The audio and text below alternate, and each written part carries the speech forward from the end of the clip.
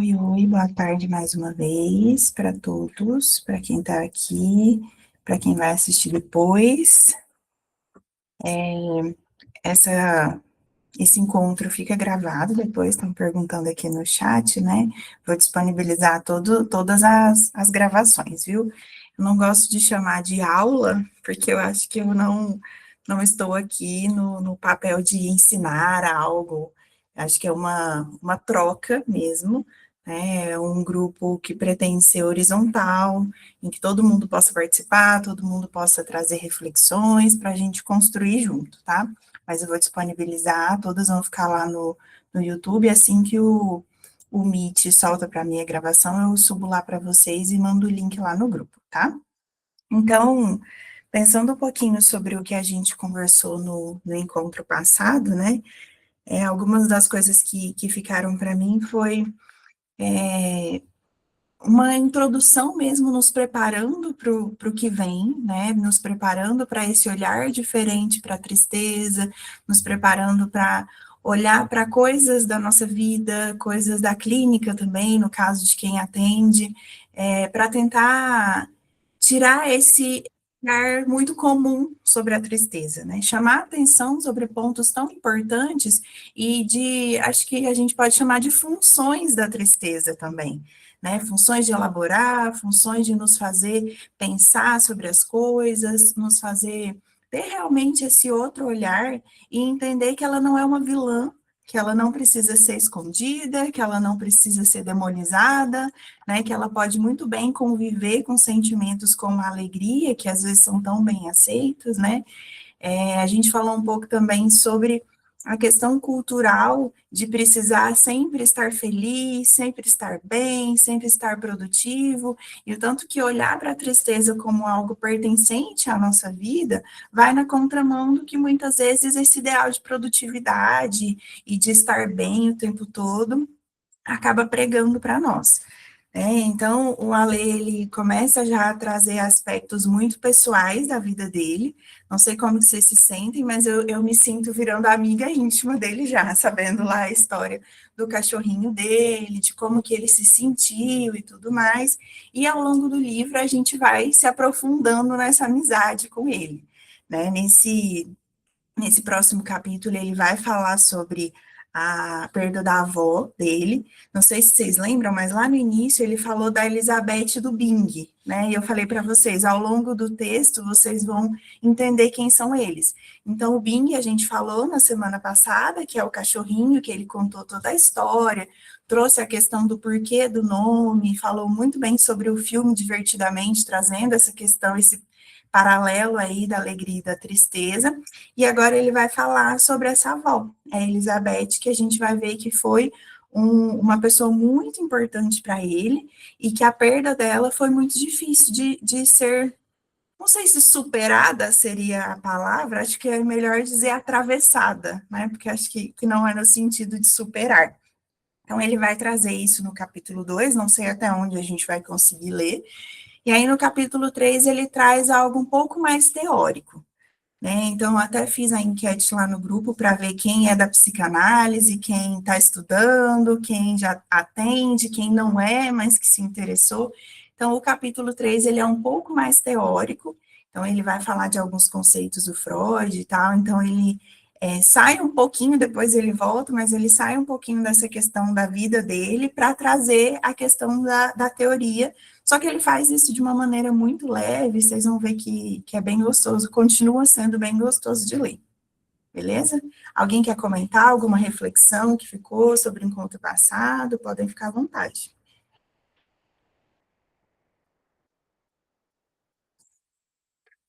Não? Estão tímidos ainda? Quero ver vocês conversando comigo depois, hein? Nada de timidez. Então, vou começar, tá? Qualquer coisa, podem levantar a mão, podem me interromper, tá? Isso aqui é nosso, não se sintam acanhados por nenhum motivo, tá bom? Então, capítulo 2, página 31, para quem está no livro físico.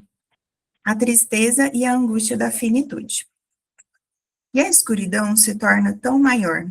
Estou caindo numa tristeza sem dor. Não é mal, faz parte. Amanhã, provavelmente, terei alguma alegria, também sem grandes êxtases, só alegria. Isto também não é mal.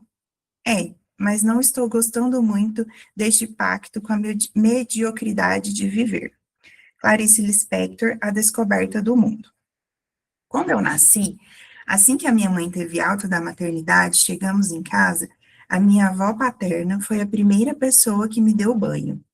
Essa cena virou foto, e a foto ganhou moldura. Está até hoje na entrada da casa dos meus pais. Esse feito era um orgulho para minha avó, que em todos os encontros de família fazia questão de mencionar o ocorrido. O nome dela era Elizabeth, um nome que carrega uma pompa solene, um certo ar de realeza. E para mim, ela era mesmo uma rainha, mas não do tipo coroada em cerimônias. Era rainha de outras grandezas, do café coado com perfeição, do crochê que repousava sobre a almofada do sofá, do quintal com cheiro de amaciante das roupas secando ao sol, do sertanejo raiz que tocava na TV Cultura aos domingos. Elizabeth morava nos fundos da nossa casa, numa edícula pequena, que apesar do tamanho, acomodou maior parte da minha infância. Era para lá que eu corria quando minha mãe ameaçava me acertar com o chinelo. Nas manhãs frias, ela acordava antes de mim, ligava o ferro e alisava com capricho a minha camiseta do uniforme, dizendo que menino bem criado não podia sair amarrotado. À tarde, depois da escola, me jogava no sofá ao lado dela. Assistíamos às novelas juntos, por horas a fio, até a minha mãe me chamar na porta, avisando que eu precisava ir dormir. Ela dizia para todo mundo: Meu neto é um príncipe. Talvez fosse uma parcela do seu narcisismo projetado em mim. Talvez fosse só amor mesmo. Nunca saberei ao certo. O que sei é que minha avó precisou renunciar a muita coisa na vida. Criou os filhos sozinha depois que meu avô morreu de forma brutal, com a explosão de um tubo de oxigênio na oficina em que eles trabalhavam, no sítio onde viviam. Meu pai tinha 16 anos. Estava lá. Sobreviveu por um milagre, depois de 3 meses internado entre a vida e a morte. O mundo desmoronou e ela se refez, ou melhor, refez o seu próprio mundo. Minha avó me contava várias histórias da nossa família, dos meus bisavós que deixaram a Europa fugindo do nazismo, embarcados num navio rumo ao Brasil, sem saber o que encontrariam do outro lado. Falava com orgulho, mas sem exageros. Tinha um jeito único de manter a memória viva, pois compreendia que lembrar é também resistir. Além disso, ela era uma excelente costureira. Sabia tirar medidas no olho. Tinha um senso estético afiado, que não se aprende em curso algum, se traz no sangue. E eu gosto de pensar que herdei isso. Sua clientela surgiu no boca a boca, e não raro havia filas de espera. Era comum alguém aparecer lá em casa com uma revista, apontar para um vestido da capa e dizer: Será que dá para fazer algo assim? Ela só olhava, passava os dedos sobre a imagem e respondia: Dá sim. Eu me lembro do som da tesoura abrindo caminho sobre o tecido, do barulho da máquina de costura, da fita métrica amarela pendurada no seu pescoço. Ela trabalhava sem reclamar, só com uma xícara de café ao lado e o rádio tocando modas antigas em volume baixo. Às vezes, ela me pedia uma opinião sobre uma combinação de cores e fingia que levava a sério quando eu sugeria algo absurdo. Acho que, no fundo, ela gostava de me incluir no processo. Hoje, quando escolho uma camisa ou reparo no caimento de uma calça, percebo que ela ainda está comigo. Com a minha avó, aprendi que estética é linguagem.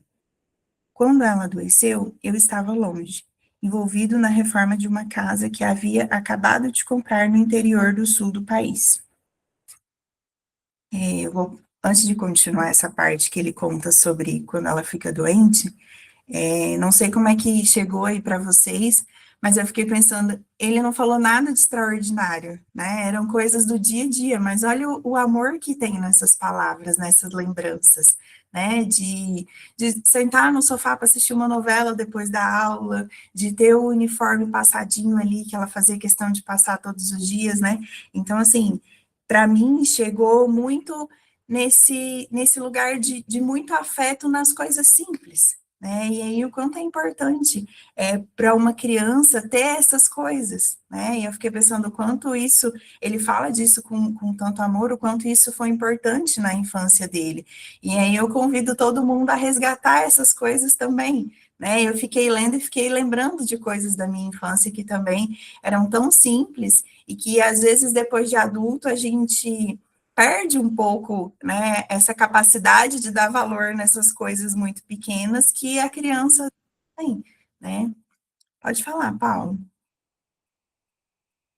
Então, eu quando, além de professor, também sou assistente social, e quando a gente fala, uma coisa que eu acredito muito é o que Aníbal Ponce, quando ele fala de educação e luta de classes, ele revela a questão do conflito de gerações.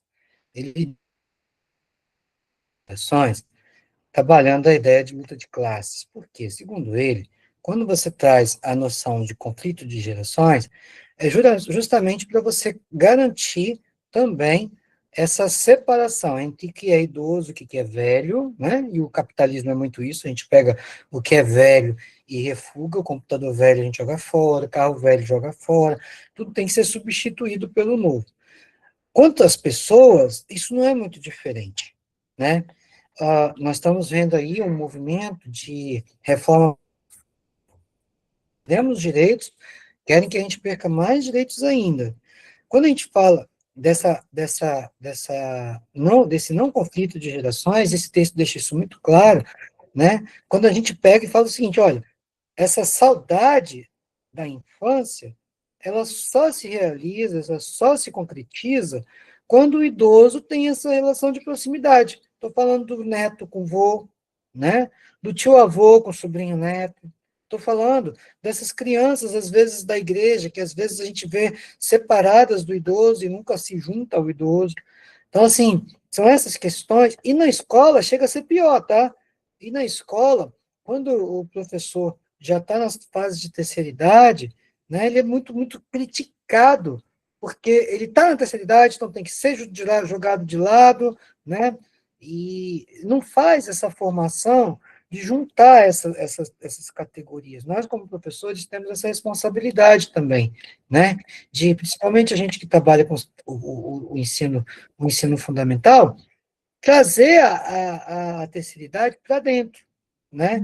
Principalmente as religiões de matriz africanas, porque eles valorizam muito isso. Vocês vissem como que um idoso na religião de matriz africana é respeitado, né? É muito interessante isso. Eu acho lindo quando uma criança ou um adolescente chega para um idoso e trata com respeito, com carinho, com amor, com afeto.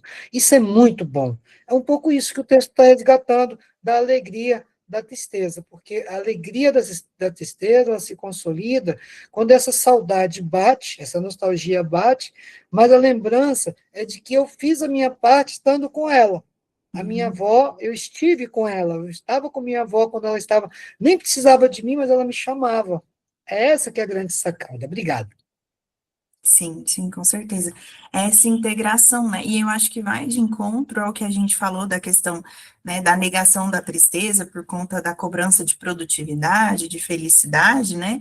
Porque às vezes a sociedade olha o idoso como, ah, não tem nada mais para me oferecer, então eu coloco de lado, né? Mas o que que é esse oferecer, né? Que sentido que a gente dá? O que que precisa ser só produtividade, né? É um ser humano ali, com certeza tem coisas a oferecer, mas muitas vezes não é visto nesse sentido, né? Então, assim, acho que quando ele traz a questão dela incluir ele também, né? Eu acho muito bonito quando ele fala assim, que ela fingia que considerava a opinião dele quando ele sugeria algo absurdo, né? Por mais que para ela aquilo não tivesse nada a ver, ela estava acolhendo ali a opinião daquela criança, dizendo, olha, eu estou te ouvindo, o que você está dizendo está sendo escutado, por mais que não vai ser né, realizado dessa forma, não vai ser considerado totalmente, eu estou te escutando, eu quero escutar a sua opinião. E aí vem de novo no que a gente conversou sobre essa questão desse tratamento com as crianças, né? Não só de ouvir os sentimentos e acolher os sentimentos dela, mas também de dar valor ao que ela tem para trazer, a opinião dela, incluir ela nos processos, né? Então, acho que traz esses dois lados, né? A inclusão do idoso e também para a gente pensar a inclusão da criança, a valorização da opinião dela, o espaço para que ela possa participar, né? Dani, pode falar. Oi, boa noite, boa tarde. É interessante, né, Jéssica, que ele menciona a avó, nessa idade que a criança é pequena, os pais estão, teoricamente, trabalhando, né? Então, eles vão ter pouca convivência, os avós vão ter mais, vão construir mais essa relação ali nessa primeira infância ali, né, até os 10 anos. Eu acho assim que pra gente, eu acho assim que todo mundo tem uma historinha assim com os avós, né? Então, realmente essa relação com o avô, com a avó, ela tá assim bem guardadinha ali no coração da gente, né? No final das contas. Sim, sim. E aí é um movimento que eu não sei, pode ser que continue, mas acho que com o passar das gerações vai diminuindo um pouco, né? Porque às vezes as crianças já não tem mais os avós que vão. Ela, né? Ele falou que ela era costureira e tudo mais, mas ela trabalhava pelo jeito na casa dela. Então ela tinha ali, ela incluía ele no processo da costura, pedia opinião. Então, assim, hoje em dia, muitos avós ainda estão trabalhando num ritmo frenético quando os netos são pequenos, né? Então, o quanto a gente acaba perdendo um pouco isso.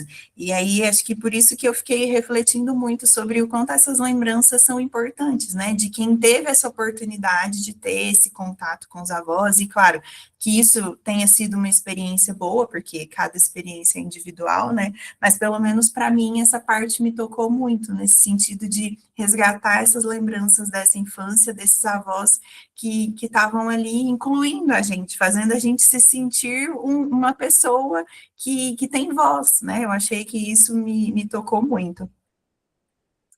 Paulo, pode falar. Você vai falar de novo ou é porque a mãozinha ficou? Não, eu tinha levantado. O que me preocupa na nossa sociedade atual é como que a gente tem visto o idoso, né? Quando a gente pensa a pessoa idosa, a gente tem que lembrar que ela vai ter problemas, né? Eu estou falando de problemas de saúde mesmo, né? Estou falando que eu tenho uma sogra com 80 anos, um sogro com 89, né? E tenho amigos que eu venho acompanhando também com acima de 70 anos, e eles têm problemas de saúde. Então não adianta ficar imaginando que eu vou pegar o idoso, igual eu estou vendo essa sociedade hipócrita de direita dizendo, porque o idoso está aumentando o número de idosos, nós temos que botar todo mundo para produzir para melhorar o INSS. Mentira! Porque o INSS, ele é descontado do nosso salário. Não é um salário do governo. Não existe essa de que o governo paga o INSS para nós. Nós pagamos o seguro, o INSS é um seguro, esse seguro tem juros, esse seguro, tanto é que no governo federal anterior, ele conseguiu roubar dinheiro do INSS, de tanto dinheiro que tem. É muito dinheiro. Então, assim, quando a gente pensa na terceira idade, tem que pensar, como essa fase, que tem que descansar mesmo, trabalhar quando quer. Eu tinha um tio que ele tinha 70 e poucos anos, mas como que ele fazia? Ele pegava o carrinho de pipoca, ia para a porta da igreja, vendia a pipoquinha dele. O dia que ele estava cansado, ele não ia. Né? Ele contando para mim uma vez, Paulo, fui plantar um milho, deu um milharal aqui em casa, peguei os milhos, saí para vender, vendi papa de milho verde, vendi um monte de coisa. Mas quando ele estava cansado, ele ia para casa e descansava. Então, não posso pensar um idoso na mesma condição que nós, que vamos chegar no serviço 7 horas da manhã e vamos sair 6 horas da tarde com um cansaço bem menor do que eles. Né? Então, é muito importante a gente pensar que esse idoso, ele precisa sim de aposentadoria, que essa criança e adolescente, eles não são responsabilidade do idoso, mas eles podem ter uma relação, um vínculo com esse idoso, do qual, nesse processo de vínculo, ele vai ouvir histórias, ele vai conversar com os avós, ele vai tomar... eu lembro que minha sogra não, que ela é vó da minha filha, mas ela não é mais minha sogra, né? Então, porque ela até morreu. Ela foi comigo uma vez conversando comigo sobre os tropeiros. Eu fui conversar com a minha filha sobre os tropeiros. Quando chegou na escola, a minha filha deu uma aula para o professor de história que eram os tropeiros, porque o avô dela era tropeiro. Uhum. Então, assim, olha que interessante resgatar a história dentro de casa. O avô dela era Sim. tropeiro.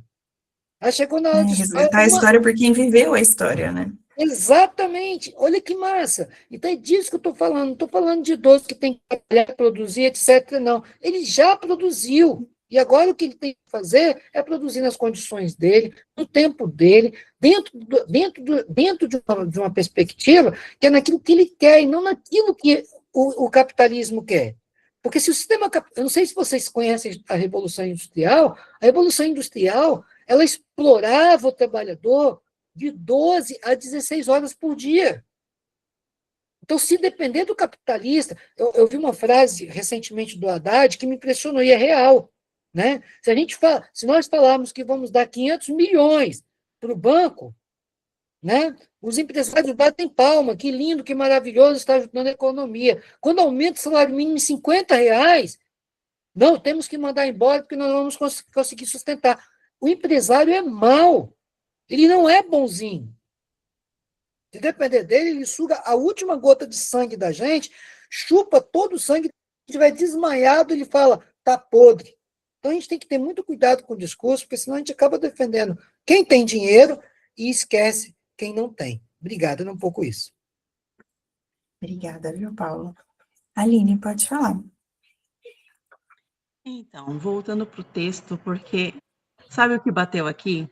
Você falou sobre, parece coisas pequenas, coisas ordinárias, mas, gente, quando eu li esse texto ali, me pareceu muito extraordinário o que acontecia ali, sabe? Talvez por causa da história de cada uma, né? De cada um que está aqui.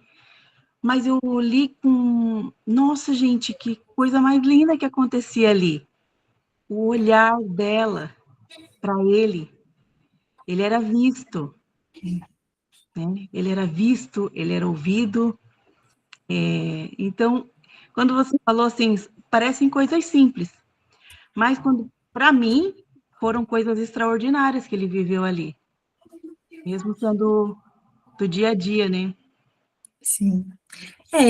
Eu acredito muito que o extraordinário, ele está justamente nas coisas mais simples, né? Então, talvez seja um pouco disso, né? E o quanto ele consegue traduzir isso em palavras, né? Eu fico encantada com a escrita dele, justamente porque vai nesse lugar. Ele vai trazendo algo ali muito cotidiano, muito simples e tal, né? E tem essa conotação de fazer a gente olhar e falar, cara, isso realmente é extraordinário, né? Então, acho que fica realmente isso, né? O extraordinário, ele realmente está nas pequenas coisas. Então, vamos lá.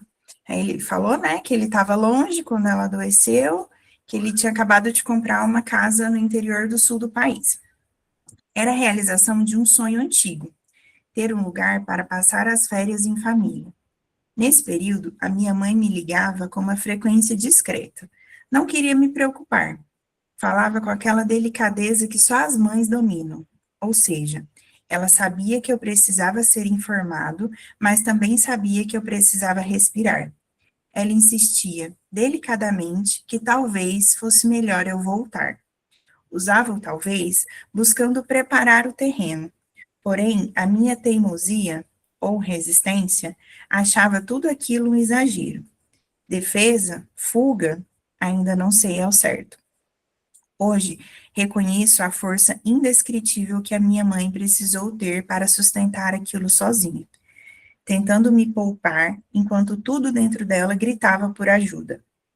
Nesse intervalo, o meu pai estava ausente, porque precisava continuar viajando com seu caminhão para pagar as contas. Preferi me manter absurdamente ocupado.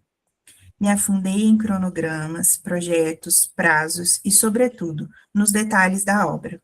ancorado na ilusão de que escolher o tipo de piso ou a cor da parede pudesse me proteger do que eu não queria sentir. Quantas vezes a gente faz isso, né? De se entupir de coisas, quantas vezes a gente vê os pacientes fazendo isso, né? Enchendo uma agenda ali, colocando uma tarefa em cima da outra para tentar sufocar esse sentimento que é assustador, né? Acho que ele estava completamente assustado de ver a avó dele doente, né? Então ele quis preencher o máximo possível para sufocar enquanto deu esse sentimento, né? Um sentimento inaceitável. Fingia que tudo estava sob controle, quando, na verdade, eu só tentava adiar o inevitável. Até que um dia, meu companheiro me sacudiu e disse com firmeza: a gente precisa voltar para São Paulo agora. Durante as 13 horas de estrada, chorei copiosamente, ouvindo no repeat o álbum Folklore da Taylor Swift. Já era o luto se aproximando devagar, tentando me preparar sem que eu pudesse notar. Nunca contei à minha avó a respeito da minha homossexualidade, mas assim que entrei no quarto do hospital, ela me olhou nos olhos e perguntou: onde está o meu outro neto? Eu não disse nada, apenas segurei a sua mão. A gente se entendia nas entrelinhas, e naquela ocasião tive certeza de que o nosso amor vinha de outras vidas. Vocês se arrepiaram aí também? Porque eu me arrepiei. Ai, eu achei lindo, Jéssica. Né? Olha o tamanho da conexão que eles tinham, né? Ai, Sim. que coisa mais. Não tem nem É palavra. muito tocante, né, ver essa conexão e como que ele traz isso, né. Na véspera da sua morte, tive o privilégio de me deitar ao lado dela no hospital, como fazíamos quando eu era criança. Em um determinado momento, ela me pediu para sentá-la. Peguei minha avó no colo, frágil como um bebê, e a acomodei na cadeira do quarto. Chorei, me desfiz. Ela, por sua vez, se manteve firme, com o olhar fixo na vidraça, ciente do que estava por vir. Então perguntei: vó, a senhora está com medo? Ela me respondeu: medo? Não, meu filho. O que tiver de ser, será. Eu só não quero que você sofra. Esse é o meu maior medo. Olha que bonito, né? Ela estava ali, né, talvez no momento de maior fragilidade da vida dela, e ela estava preocupada com ele, né, justamente porque ela sabia que essa conexão era muito forte, né, e em poucas palavras, né, achei muito bonito quando ele falou que ele pôde deitar com ela quando ele era criança, o quanto isso é simbólico, né, aquele momento ali, por mais que ele ainda estivesse numa certa resistência de que era uma despedida, ele conseguiu se despedir do jeito que os dois estão conectados desde a infância, né, deitando ali do lado dela, de novo, né, o quanto é extraordinário uma coisa tão simples. Na manhã seguinte, sim, Tassiane, realmente, dá para sentir essa tristeza nas palavras dele e o quanto é naquele lugar, né? É uma tristeza inevitável, gente. Como, né, que você vai lutar contra essa tristeza de ver a pessoa, né, uma pessoa que foi, que é, né, tão importante na sua vida, ali prestes a deixá-lo, né? É impossível não ficar triste com isso. Bem que ele tentou lutar contra, né? E bem que a gente tenta muitas vezes, mas chega um momento que não dá para resistir, né? É sentir mesmo, entender que aquela tristeza é normal. Na manhã seguinte, dia do meu aniversário, eu havia acabado de finalizar um atendimento quando vi, parados na porta do meu consultório, meu companheiro, minha mãe e a minha melhor amiga. Eles não precisaram dizer nada. Bastou aquele silêncio desconfortável para que meu corpo entendesse. Abracei minha mãe e comecei a gritar. Era um grito seco, de quem se recusa a aceitar. Um grito que atravessou o corredor do meu apartamento, chamando a minha avó de volta, mesmo sabendo que era tarde demais. Inconformado com a crueldade do destino, eu só conseguia repetir mentalmente: logo hoje, Parecia que o calendário tinha se aliado à ausência, e que a data do meu nascimento havia sido sequestrada por uma dor indizível. Todavia, não posso ser ingrato. A minha avó morreu em paz, sem sofrimento, segurando a mão do meu pai. E isso, no meio de tanta injustiça, é um consolo que apazigua a alma. Quando cheguei ao hospital para resolver a burocracia do enterro, encontrei meu pai no pátio, desorientado. Parecia um menino abandonado. Aquela imagem me doeu mais do que qualquer notícia. Enquanto brotavam no meu celular as mensagens de parabéns enviadas por obrigação digital, eu apagava as velas no cemitério. Recebia no mesmo instante emojis de confete e recados de condolência. Uma cena surreal, a vida e a morte servidas no mesmo prato. O que dizer, né, gente? Eu até escrevi aqui, olha a profundidade dessa escrita, né? Como se a gente realmente tivesse entrado dentro dele e tivesse sentindo ali o que ele sentiu naquele momento, né? No dia do aniversário, né, recebendo felicitações, e eu achei muito legal quando ele fala mensagens de parabéns enviadas por obrigação digital. Gente que às vezes não tem nenhum sentimento real, assim, por você, mas tá ali, né, e aí você recebendo aquilo ali, ele vai falar um pouco mais disso, do quanto é preciso saber também esse limite, né, de, não faz sentido isso para mim agora, né. Ele continua assim: desde então, prefiro esconder a data do meu nascimento, não por amargura, mas por decência afetiva. Há dores que não se compartilham com quem só nos deseja felicidades automáticas. Né? Ele encontrou esse limite dele, né? Não é uma data fácil, vamos dizer assim, né? Não, tem um outro contexto envolvido nisso daí. Então, ele prefere se resguardar para que realmente ele receba ali daquelas pessoas que são próximas, que realmente têm alguma conexão, que sabem disso, do que ficar ali vendo aquele monte de felicitações vazias, muitas vezes, só para cumprir um protocolo social, né? E aí, acho que quantas vezes eu já vi pessoas falar, eu não gosto de comemorar meu aniversário por X, Y, Z. E as pessoas, não, mas você tem que comemorar, você tem que gostar, você tem que, é o dia que você nasceu, é a sua vida, não sei o que. Gente, tem que nada, ninguém tem que nada, não. Se a pessoa não se sente bem, ou se ela tem alguma coisa ali por trás, ela não tem que se sentir feliz com uma data, né? Ela tem que entender o que se passa dentro dela e viver aquilo da melhor forma, né? Não sei se vocês pensam diferente, mas é bem pessoal essa opinião, né? De que não tem, não. Cada um se sente de uma forma e a gente precisa aprender a respeitar esses limites das pessoas e muitas vezes até os nossos próprios limites, né? De entender que a gente também pode ter essa liberdade de não gostar de certas coisas que dizem que a gente tem que gostar. A morte dela. Pode falar, Ive. Oi, Jéssica, eu queria falar uma coisa que me veio a sensação, enquanto você dizia, né, sobre essa obrigação digital, essas felicitações automáticas, me trouxe uma coisa de uma vida superficial, sabe? Onde a gente vive assim, vou fazer porque tá todo mundo fazendo, sabe? Vou dar os parabéns porque é minha cachorra, gente, desculpa. Vou dar os parabéns porque é assim que manda a ética moral.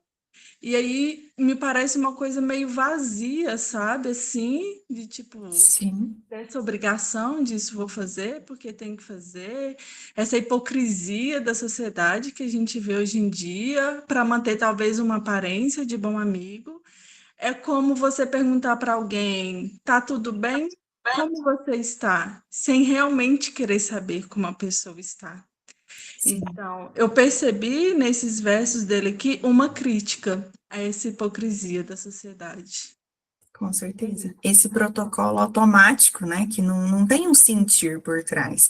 E assim, eu não sei se vocês já pararam para prestar atenção nisso, né, de quem nos manda feliz aniversário antes de ver alguma coisa que a gente posta na rede social, né? Não é todo mundo que tem, né, essa data gravado, alguma coisa. É claro que hoje em dia, pelo menos eu, né, eu não lembro mal do meu se eu não anotar.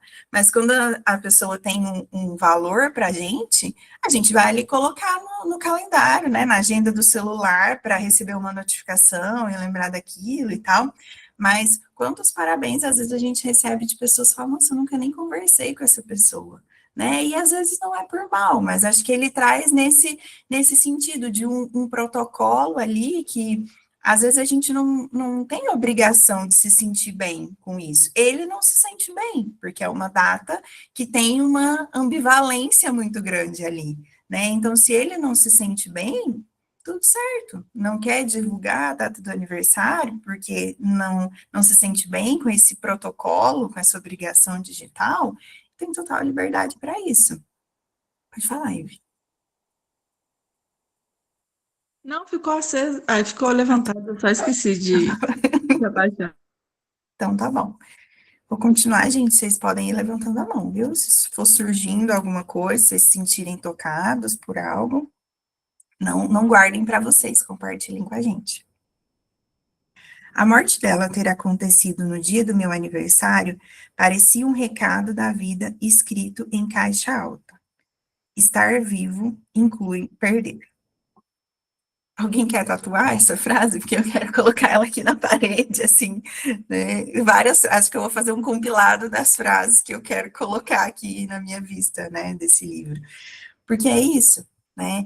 E quantas vezes, eu não sei como é que é na clínica de vocês, mas eu vejo muito isso na clínica essa fantasia, acho que é a melhor palavra, de evitar o sofrimento, de evitar as perdas, o quanto isso comparece, né? Eu vejo muito na clínica as pessoas fugindo disso, buscando opções para não sofrer, para não ter que perder, como se fosse possível ter uma opção que a gente só ganha, né?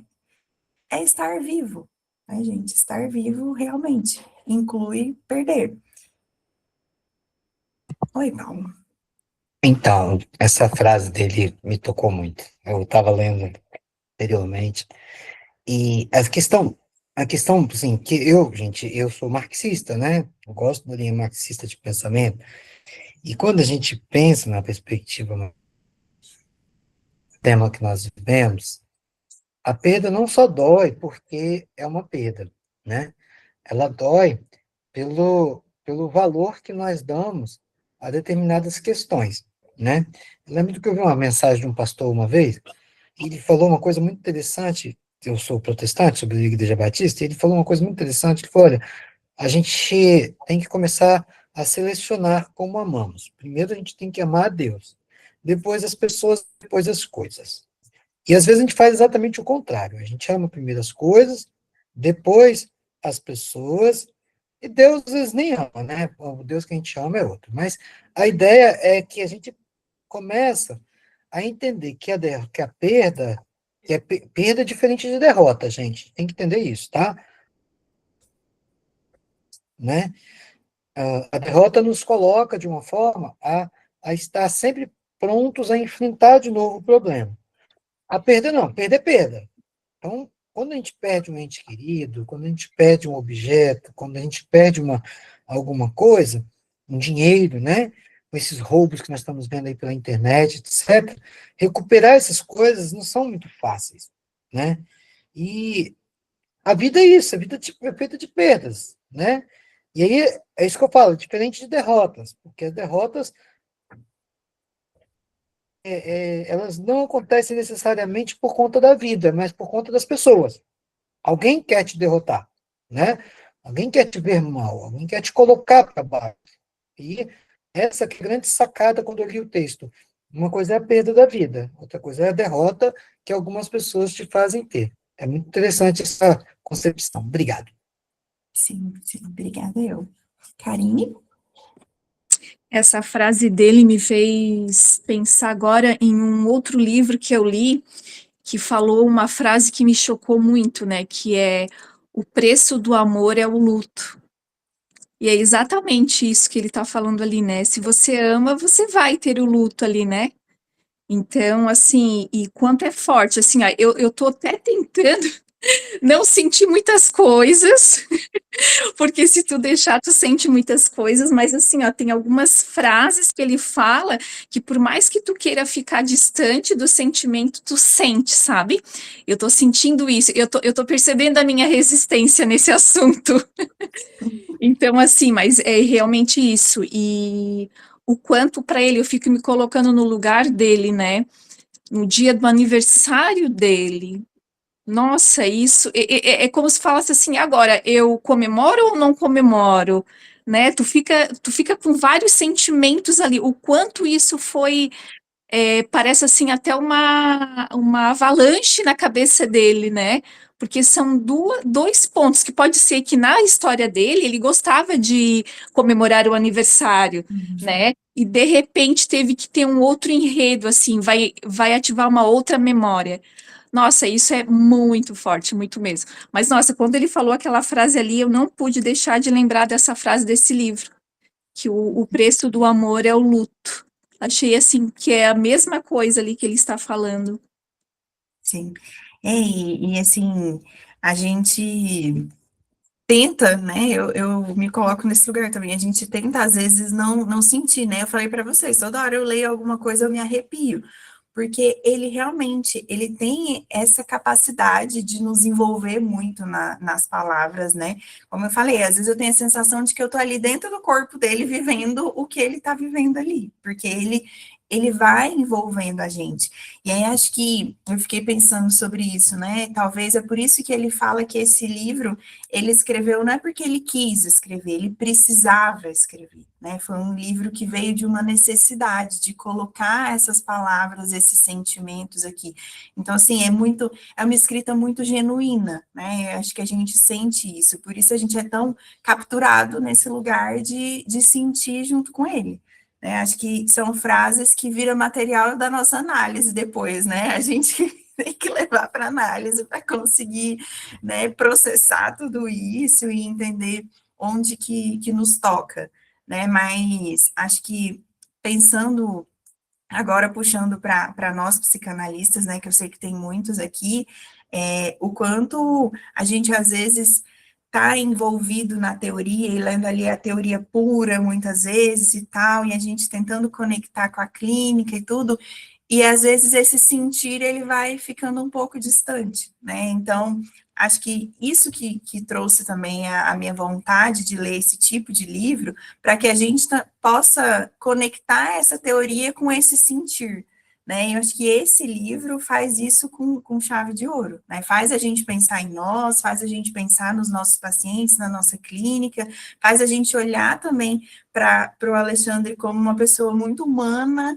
que tem ali as suas dores, que sofre e que passa por momentos difíceis. Então, acho que é isso, né? A gente não precisa olhar para a teoria ali de forma muito rígida, muito seca, muito solitária, né? Dá para fazer isso olhando para coisas que todo mundo vive, ou viveu, ou vai viver em algum momento, né? Pode falar, Flávia, por favor. Eu achei muito linda mesmo a frase dele. Fiquei com vontade também de fazer uma tatuagem. Não faria, porque não tatuo frase, mas é muito linda. E eu me lembrou de uma outra frase, que eu não sei se foi a Suzy, ou se foi algum professor que falou para mim, que a gente já nasce perdendo. Se foi a Suzy, talvez vocês se lembrem, né? A gente perde ali o nosso cantinho dentro da barriga da mãe, né? Que era um lugar muito seguro, muito acolhedor. Depois de um tempo a gente perde o seio, depois a gente perde o colo, né? São muitas perdas durante uma vida. Por isso que são muitos lutos também, né? E é interessante como as pessoas têm dificuldade em entender isso, que as perdas vão acontecer e tentam evitar, como você falou, né, Jéssica? É um assunto muito recorrente na clínica atual e que acho que até nós mesmos também temos essa dificuldade, né? Como se se fosse algo que não era previsto, né? Sempre tem uma surpresa. Eu lembrei da minha tia, meu tio, ele teve uma doença séria de pulmão, eu não lembro o nome da doença agora, ficou anos com essa doença, muito mal, e ela falou outro dia que ele faleceu de repente. Eu falei, meu Deus, como assim de repente? Foram anos, né? Então é uma dificuldade nossa mesmo, e é muito lindo como ele coloca aqui no livro. Sim, sim, realmente. A perda, ela sempre vai implicar em uma dor, né? E a gente tem essa tendência de fugir da dor. E, como você disse, né? Por mais que desde o nosso nascimento a gente está convivendo com perdas diárias, né? A gente ainda tem uma dificuldade muito grande. Eu vejo, vocês devem perceber na clínica, assim, quando às vezes o paciente tem que fazer uma escolha, né? Ele fica muito dividido porque... Ai, deixa eu ver, quem que tá com o microfone? tá. Tem alguém com o microfone aberto? Deixa eu ver, acho que fechou. Quando a gente vai fazer uma escolha, também é uma perda. Acabou, Nina. Ai, gente. Deixa eu ver aqui. É se a eu posso Marcela. fechar. Marcela está com o microfone aberto. A gente tá sempre renunciando a algo, né? A gente está sempre perdendo. Se a gente vai escolher entre A e B, e a gente escolhe A, a gente vai perder o B. Não tem como, né? Tem uma professora de psicanálise que ela sempre brinca, tudo não terás. E é realmente isso, né? A gente não consegue ter tudo, e claro que vão desde perdas do cotidiano que nos abalam mais ou menos, até perdas maiores, como é o caso que ele traz, mas que todas têm um impacto em nós, né? E quantas vezes a gente vai, vamos passar por cima disso, atropela isso aí, vamos encher essa agenda, vamos encher essa cabeça, né? Essa questão de passar por cima das coisas, mas isso vai ficando. Essa marca que deixa, cada uma dessas perdas vai ficando, né? E uma hora a conta chega, vamos dizer assim, né? Então, o quanto é importante a gente realmente olhar para essas perdas como algo que é natural, sim, que vai acontecer o tempo todo, mas que dói também, e que a gente pode sentir essa dor, né? Não precisa passar por cima dela só porque é algo que acontece diariamente, né? Vai doer. Yane, pode falar. Oi, gente. Então, o que eu acho que é bonito aqui é a escrita dele está assim, sendo uma poesia, né? Esse livro. E realmente vai sentindo cada palavra, a gente, pelo menos eu, estou vivenciando a morte de um avô meu também muito querido, então, assim, vai sentindo, né? E eu vejo, assim, questão desse pedaço aqui, que ele vai falando estar vivo, incluir perda, né?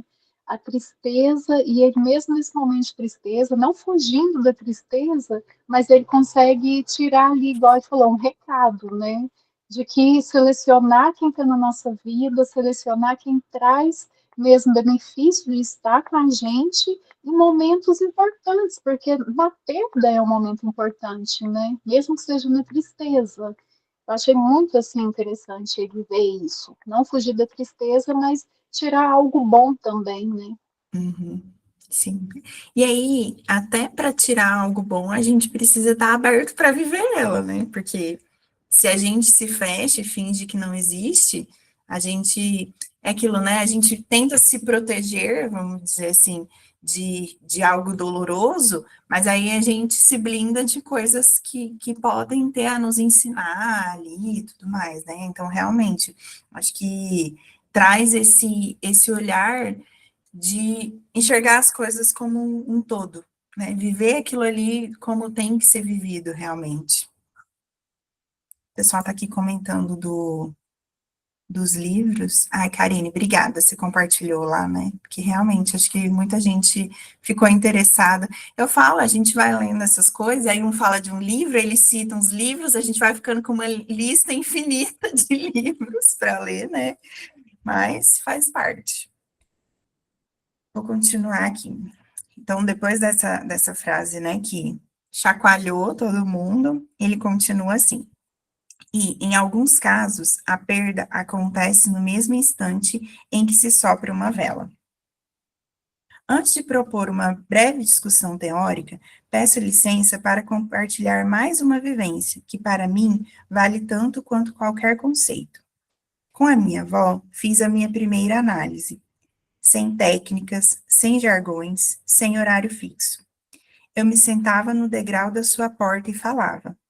Derramava dúvidas, desastres amorosos, crises vocacionais, e ela ouvia. Escutava impecavelmente, sem oferecer respostas prontas. Sustentava. E talvez por isso me ajudava a pensar. E aí eu até escrevi aqui, né? Como é tão importante ter alguém para nos ouvir, né? Seja na nossa análise, seja no nosso dia a dia, o quanto é importante ter esse espaço, né, em que a pessoa realmente sustenta isso, sustenta nos escutar, seja, né, com questionamentos, eu fico imaginando ali uma criança, uma adolescente, quantas perguntas eles têm, e às vezes a gente tem dificuldade, né, de responder tantas perguntas e tal, mas o quanto é importante para a formação daquele indivíduo, formação psíquica mesmo, né, ter alguém que está disposto a ouvi-lo, disposto a sustentar esse lugar de dúvidas, de perguntas, de crises existenciais, né? E aí a gente vê o quanto ela foi esse suporte para ele, né? O quanto ele vê essa avó como essa pessoa, né? É muito bonito ele falar, foi a primeira análise. Ela não tinha técnica, não tinha conhecimento técnico, teoria, nada, mas ela tinha esse sentir, né? Que para nós é tão importante enquanto profissionais. Ela fazia ali sem técnica nenhuma, mas ela sentia com ele. Ela estava ali presente, ela estava disposta, estava aberta a escutar, né? Então, acho que realmente eu fiquei pensando, né?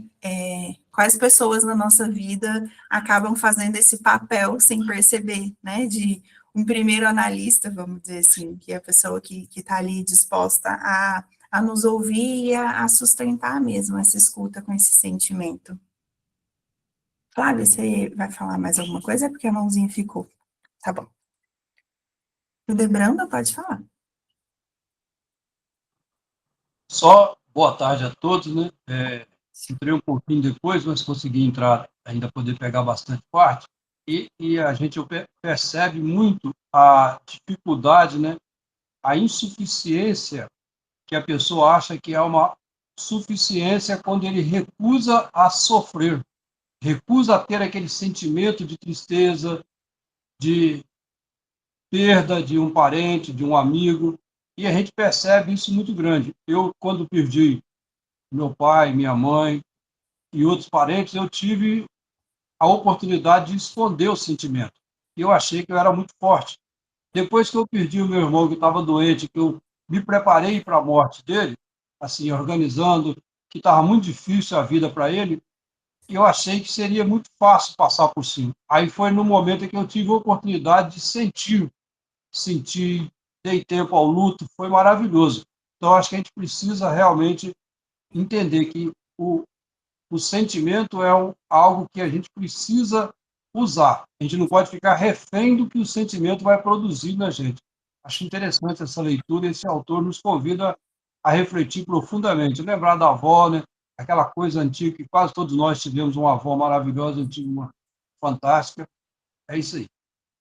Sim, perfeito. É realmente isso, né? A partir do momento que a gente sente, reconhece que está ali, a gente tem a possibilidade de fazer algo com aquilo também, né? De elaborar, de viver, de sofrer o que tiver que sofrer, e não num sentido de buscar resolver, né? Mas no sentido de como que eu vou lidar com isso, né? Que acho que é o nosso maior dilema da vida, né? Como que eu lido com esse sentimento? Só que para isso a gente precisa reconhecer, aceitá-lo, né? Ó, vou tentar ler mais um pouquinho, acho que não vai dar tempo de terminar o capítulo. Ixi, ainda faltam umas 3 páginas, mas eu vou ler mais um pouquinho, depois a gente retoma na semana que vem. Página 38, viu? Atravessando o luto, pude descobrir que a tristeza não é sinônimo de interrupção da existência. Falar sobre a tristeza, aliás, demanda coragem, que é bem isso que você trouxe, né, Edelbrando? É preciso ser forte para sentir, preciso ter coragem para encarar, porque não é fácil, né? Para falar da morte e da angústia que nos habita, também. Eu achei muito legal essa frase, porque ele já afirma, né? A morte e a angústia, ela nos habita, né? Não tem como, né? A gente ouve muito, a morte é a única certeza que a gente tem, né? E a angústia também, porque assim como ele fala da perda, que é inerente à vida, a angústia também. Não tem como viver sem ter alguma angústia, desde de pequenas angústias até angústias muito maiores, né? Então, achei interessante ele colocar que para falar da morte e da angústia que nos habita, é preciso ter coragem, porque elas estão ali, mas às vezes a gente não tem coragem, não tem força suficiente para falar delas, né? Pois bem, Martin Heidegger, no seu clássico Ser e Tempo, salienta que a angústia é constitutiva da essência humana. Não se trata de um afeto passageiro, mas de uma experiência que revela uma verdade inegociável. Somos finitos. E sabemos disso, mesmo quando fingimos não saber. No entanto, somos especialistas em fugir do que assombra. Criamos atalhos emocionais, repetimos frases prontas, terceirizamos a dor, transformamos a morte em número, manchete, estatística, tudo menos um fato real. De maneira gradual, ela se tornou um ruído distante, uma tragédia que na nossa fantasia só ocorre com os outros. Dizemos todo mundo morre, com a mesma entonação de quem diz menos eu, e menos quem a gente ama também, né? Até que acontece com alguém próximo. E aí, o susto nos pega desprevenidos, de calça curta. E aí, querem passar uns minutinhos para comentar? Eu vou encerrar aqui, finalzinho da página 38, a gente retoma na semana que vem. Alguém quer comentar alguma coisa? Então, a ideia é essa mesmo. Você vê que o livro está trazendo exatamente essa questão da gente pensar a não frustração da tristeza, porque às vezes a gente tende a cair, né, a cair em uma certa depressão, e isso é uma doença, depressão é uma doença, né, e aí quando a gente pensa nessa alegria da tristeza, é a gente tentar tirar proveito daquilo, e eu acho que é isso que o autor está convidando a gente, trabalhar essa questão na gente, né. Estou muito preocupado, Jéssica, como quem atende também e percebe essa questão da psicanálise, estou muito preocupado com os que estão entrando hoje na perspectiva da psicologia, na razão do atendimento. As pessoas estão confundindo psicologia, e eu estou falando de profissionais, com aconselhamentos, né, conselheiros. E psicologia não é função de conselheiros, né? Função de conselheiros é outra função. E você pode procurar o pastor da igreja, o padre, qualquer outra pessoa que não seja psicólogo. Agora, para a gente trabalhar traumas, trabalhar, né, as questões que afligem esse movimento, né, psicológico, eu gosto muito do termo psicologia, as pessoas quase não sabem, mas psicologia tem a ver com alma, né, que é alma, questão, não é a partir de conselhos, mas a partir de movimentos que a gente vai trabalhar, né, nas processualidades, que é um termo que eu estou copiando de Sueli Ronick, né, nas processualidades da vida. E aí é para além dessa questão de conselho. Né? Eu lembro que uma vez eu estava muito triste, né, e por causa da morte de um colega meu, e aí a psicóloga que me atendeu na época, fazia terapia, falou assim, eu falei com ela que chorei, ela falou, você não chorou por causa dele, né? Aí eu falei, chorei por causa dele, mas aí ela começa a me perguntar, até que eu cheguei à seguinte conclusão, eu não estava chorando por ele, estava chorando por minha vida. E aquele era um momento de choro, não era um momento de choro só por causa dele, né? Ele foi um motivo que talvez colocou a minha tristeza para fora, mas era uma tristeza que vinha também de outros momentos da vida que eu estava vivendo naquele instante e que me fez chorar. Talvez eu não tenha chorado quando meu pai expulsou de casa, mas eu chorei naquele momento. Eu não chorei em outros momentos que eu não consegui passar no vestibular, mas chorei naquele momento. E o choro, e eu lembro que a psicóloga ela fez esse movimento comigo, que eu achei muito legal, né? E não é me dando conselho, ai, por que você chorou, Paulo? Chorar, e não sei o que e tal. Não, é um momento que ela me fez refletir. É esse movimento que a gente tem que pensar da tristeza que vai se consubstanciar em outros momentos de alegria. É um pouco isso que eu acho que o autor nos convida. Se eu estiver equivocado, você pode me consertar. Não, é bem nesse sentido mesmo, viu? E mais para frente ele vai trazer um pouco dessa distinção, né? Dessa tristeza normal, vamos dizer assim, e da tristeza patológica, algumas formas de separação e tudo mais, mas é algo da experiência de cada um também, né? Mas no próximo capítulo a gente vai falar um pouquinho disso.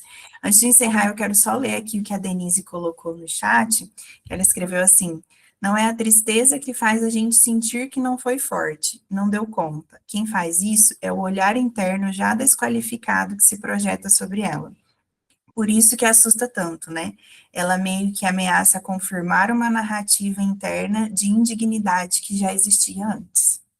Exatamente isso, né? Tem o nosso olhar, né, por trás disso. E aí, por isso é tão importante a gente olhar para essa tristeza, olhar para esses sentimentos, viver esses lutos, essas perdas diárias, né, para a gente ir encontrando um jeito de lidar com elas, o nosso jeito, né, sem receitas, sem protocolos culturais e sociais, mas cada um encontrando o seu jeito de lidar com aquilo que sente. Bom? Espero que vocês tenham gostado, viu? Foi um prazer ter vocês aqui. Espero todos na semana que vem, novamente, tá? E qualquer coisa a gente vai conversando no grupo. A selfie, Jéssica, semana passada. Ai, é verdade. Obrigada por me lembrar. Deixa eu colocar aqui em tela cheia. Quem puder abrir a câmera para aparecer.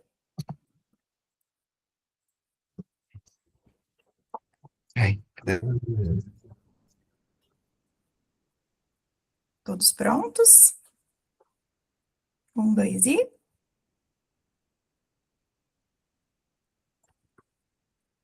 Deixa eu ver se eu consigo salvar aqui. Ai, peraí, que teve gente que piscou. Calma, deixa eu fazer outro. Que eu não vou colocar ninguém piscando no Instagram. Peraí. 1, 2 e... Ai,